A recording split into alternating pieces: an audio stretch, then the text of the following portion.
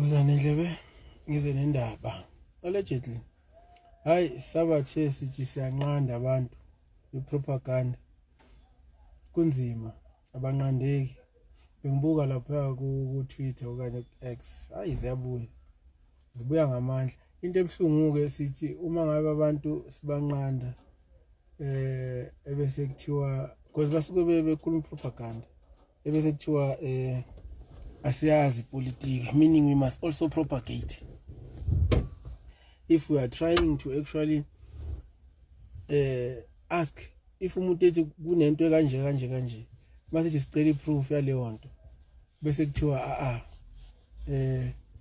we don't know politics, I don't know ukuthi yini ke ipolitiki kanti ngoba phela uma uthi ngenza ukuthile kumele uproduce iproof yabo. So this thing ukuthi ubaba unesandla kufeni kababa uChrisana sesikhathele iyo dala ngibuza futhi ukuthi amandla angaka ubaba wathathaphi ukuthi anga director njengaloya mlungu nje futhi nje abantu bakithi abakwazi ukubona umuntu vele usuke enza into ngoba isuke enhlizweni yakhe enjoy noma esesho leya muntu ukuthi ngisho kungathiwa kaphinde futhi usengaphinda but nina nalento nje ukuthi ubaba unizonda ngaleyo ndlela yokuthi kwangaba uye o-orchestrator leyanto ayinamupha amandla angadeserve ubaba. Ngeke ngayibala lento even lezo Amstel even kwa state capture ngasho ngathi nimupha amandla angadeserve but ngaphela waphiwa yini sothini akadeserve lamandla nomupha wona lamandla empha wona la ukuthi kwakukhona obaba uNelson Mandela kukhona obaba uThabo Mbeki even o-Tokyo all that gang. So kwaba uye nje ovelele ubaba Ncamalala waba namandla ukubadlula abantu abakwama leader akhe ngaleso sikhathi waba namandla nje ukuthi yena kungaba uye o director labalungu ukuthi bayobulala ontamo olukhuni lapha ngesikhathi seapartheid. Kuyasho ukuthi vele nani ngekho ngeapartheid aniyazi lento enikhulumayo angisho ukuthi nizingane ngoba nizingane abanye benibadala kodwa nje babengazi nokuthi lidumephi yabo kule hayi baba somdefender khohlwana kanza kwethu because siyazi akithi lento asiqala ukizwa sayizwa back then ukuthi ubaba wayefuna labantu laba bakhulume ngisho njoba nisho nithi ubaba uyazi ake sivume ukuthi uyazi uma engakhuluma namhlanje ubani ongambelieve okube wakhuluma ubani wayezombelieve kini angithi nina nizohlasela yena ubaba nithi ubaba hayi uyazivikela kwasha kwacima nanizohlasela yena. So ubaba uye lapha ukuthi akakhulume phela lamadoda ukuthi kahle ayithunywe ubani lamadoda ahluleke ukukhuluma.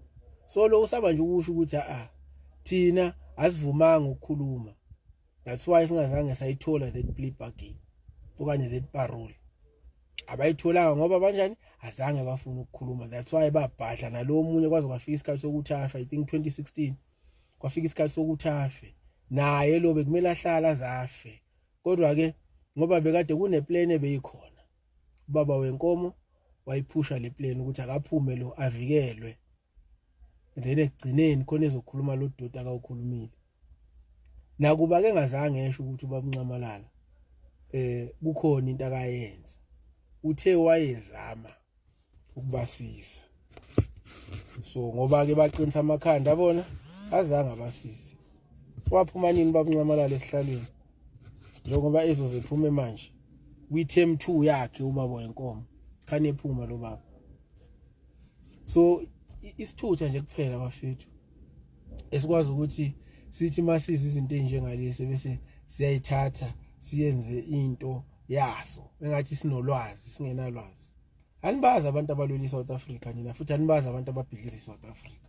That's why nima unga nje makusho lokhu nigijima nithi mbo especially abantu bakwa Green nalabo izinto ezibomvu anazi ukuthi lidume banazilutho nje nini esithi mangabe sinitshela sitshela ukuthi asiyazi politics ezif containers yanazilutho nini yabona nina sekuyikho yabona that's why ngingasitishanga ngingazange ngiphendule kwa message kwa comment because nginibone kahle anazilutho nini yabona kunenqwaba yabantu especially laba abakwitizayo abangapha eNorth bawubulela bawo hayi mathakale hayi athi bisilo kamuka bona yeah abazi fuck all.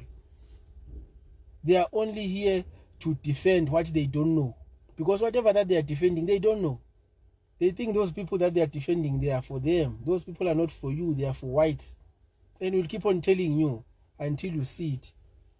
But you'll deny it because you have this thing that this thing is tribal. This thing has no tribalism in it. It doesn't have any tribalism in it. It's just us as black people fighting for our rights as black people. But to you, you are tribalizing everything because your hatred is ruling you. It's directing you to do whatever that you are doing, to say whatever that you are saying. Yesterday I was with some sister there in town when we were waiting for the MK case with SAPC. And that lady just told us that we support Zuma because Zuma is our homeboy. But when we started, when she was introducing herself, she said she's a neighbor of Malema. She supports Malema because she's the neighbor of Malema from Ekhaya. So everyone that supports a certain leader is because that leader is from their hometown or whatever the case may be. So, but when it's MK, they always talk as if we're supporting Zuma because he's our homeboy. So it means it's tribalism. But when it's others like Malema, it's okay. There's no tribalism there. She's paid, Malema is paid. So there's no tribalism there. It's only tribalism when it's people from KZN supporting someone from KZN, then it's tribalism. But any other tribes can support people from their hometown without anyone saying that it's tribalism. So Nina, sizoyilwa kodwa thina. Ni right nje ninjalo. Mangaba nisijoina vela ngesincane. Vela silweli nina, silweli ingane zethu.